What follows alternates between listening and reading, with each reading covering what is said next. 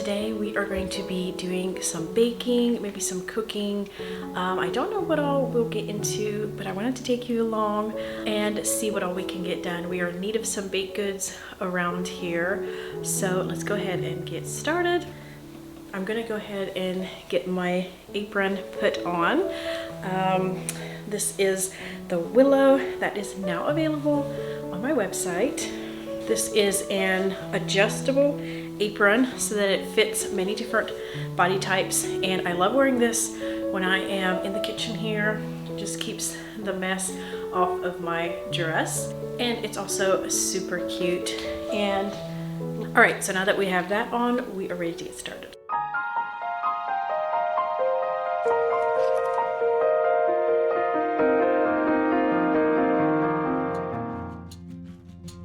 The first thing that we are going to be making is some bars, and these have oatmeal in them, but they're also with a chocolate filling, so I thought these looked really good. We're going to start out with these, starting by mixing together our butter and brown sugar.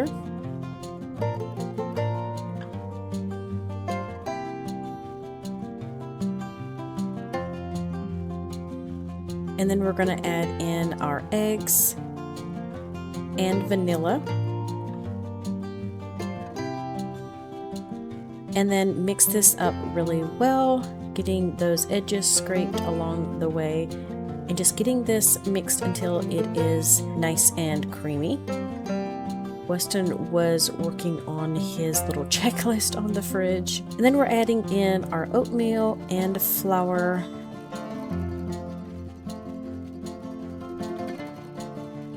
along with our baking soda and salt. And check the description for these recipes so that you can make these as well. We're going to mix in our dry ingredients with our wet ingredients and get these mixed in really good.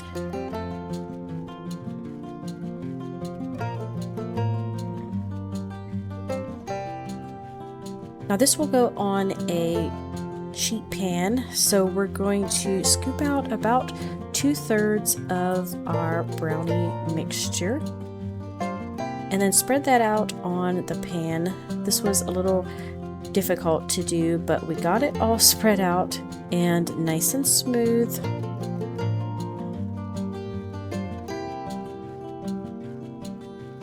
Now we're going to make our chocolate filling, and of course we're going to share some chocolate chips along the way with Weston, but we're going to start with our chocolate chips in a little saucepan and then adding in some sweetened condensed milk,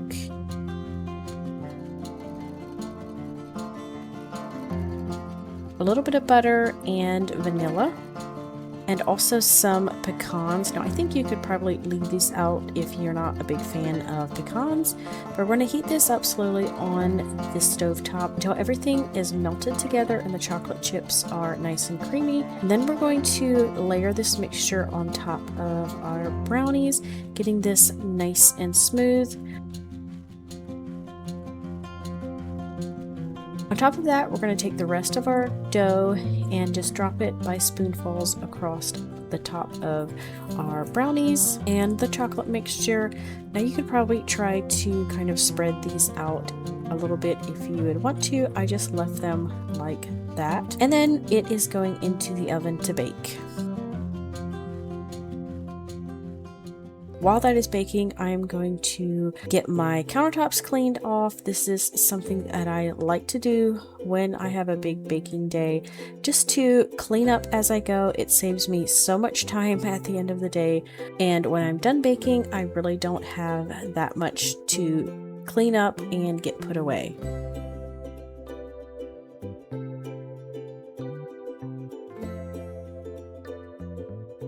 I had filled up the dishwasher with dirty dishes, so I had a few leftover dishes that I'm going to go ahead and quickly hand wash to get these off of the countertops.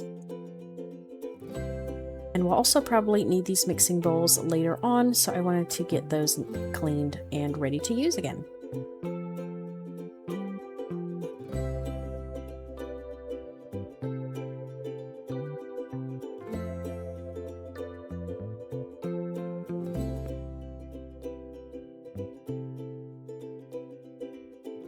Here are the brownies all finished. Once they had cooled off a little bit, I went ahead and cut these up into whatever size pieces that you would like. And this is how they look with a nice gooey chocolate filling in between. So we're going to put these away. These will be a nice after school snack for the kids once they get home. And then next we're going to make a breakfast cheese danish. So this dough is supposed to sit in the fridge overnight. So I'm going to mix it up right away, and then later on this evening I can go ahead and finish this up. But it'll still be in the fridge for around 6 to 8 hours. So we got our yeast and water mixed together, and Weston sleepily came out to the kitchen after his nap. So we're going to get him a piece of our freshly baked brownie and some milk and get him a little snack while I finish up mixing this dough. I melted the butter, added in the eggs, and then the other ingredients along with our flour.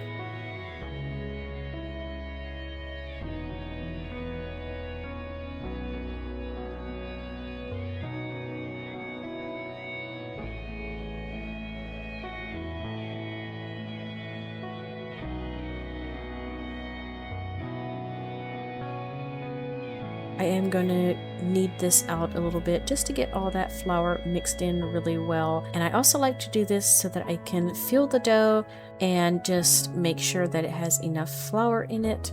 I think the easiest way to know if your dough is right is by feeling it with your hands.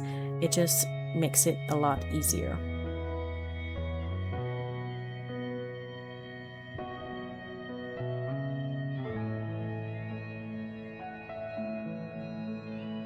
Now we're going to set this in the fridge and just let that cool.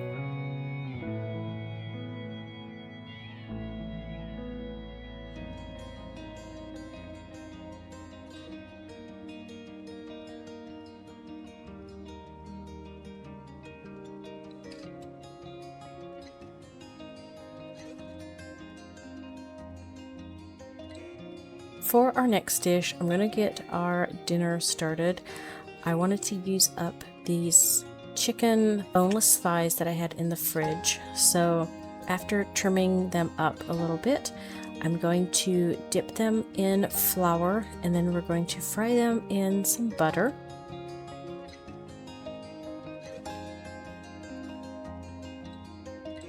And this chicken is called Japanese chicken, so it has a little bit of that sweet flavor. We're going to season it up with some garlic salt, seasoned salt, as well as some paprika. While that is frying off to the side, I'm going to mix up my juice that will go on top of the chicken then to bake. These don't have to be fully cooked in the pan. We're just mostly getting them a little bit of a crispy outside and then getting the seasonings on them, and then we'll put them in a baking dish to bake.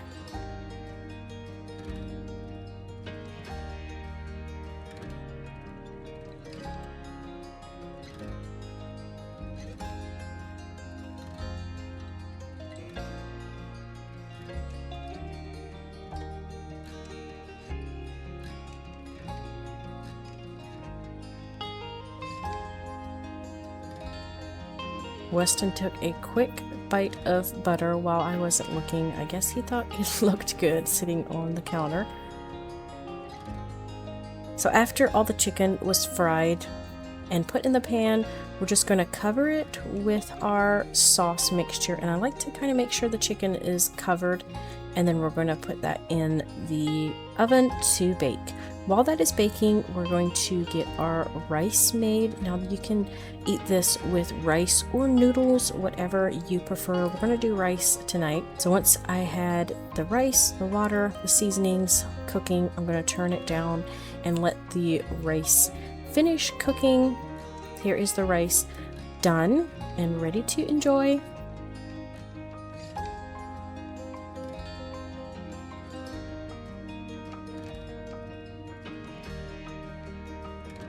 The chicken was done at this point, so we're gonna get that out and start fixing some plates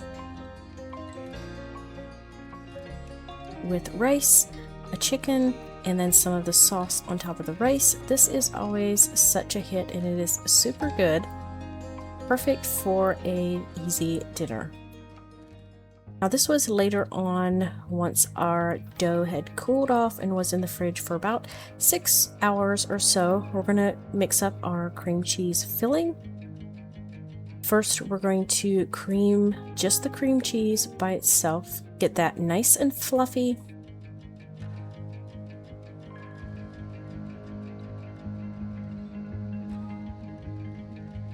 And then we're gonna add in our sugar and egg yolks, and I misread the recipe and added the egg whites, so I had to dump the first egg white out and try to scoop up the egg yolk. Anyways, we got it figured out, and so added in the other egg yolk, a little bit of vanilla, and then we're going to mix this up really well. And I don't know how necessary the egg yolk is in the cream cheese filling. Probably if I would make it again, I would skip the eggs because they are not baked.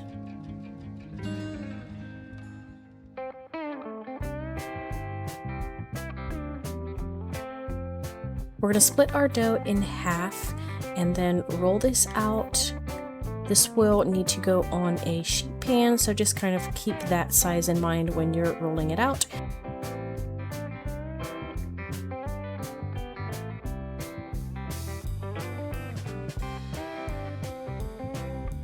And then add half of the cream cheese down the center or just off to one side. I like to braid mine, so I put it down the center and then go ahead and cut it around the edges with a pizza cutter, and then you can go ahead and braid that all together. But if you want to just put the cream cheese on one side and then just flip over the other half of the dough and pinch it together, that would work fine as well.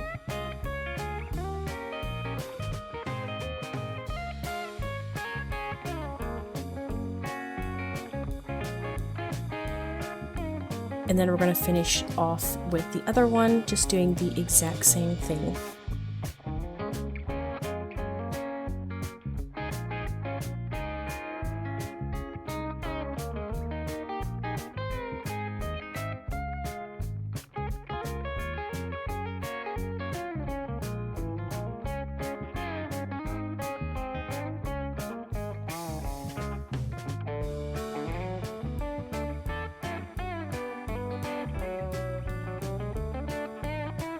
Now these need to just set out in room temperature for about an hour. And then this is how it looks after about an hour. The dough has risen a little bit and they look ready to bake. So we're gonna go ahead and get these put in the oven and bake them. And don't these just look so good and perfect when they come out of the oven? Now you can just eat these plain. That is how I liked them, but I can also see like a raspberry filling on top of these would be super good. Either way, they were delicious and a big hit. Thank you so much for watching, and I will see you in the next one. Bye.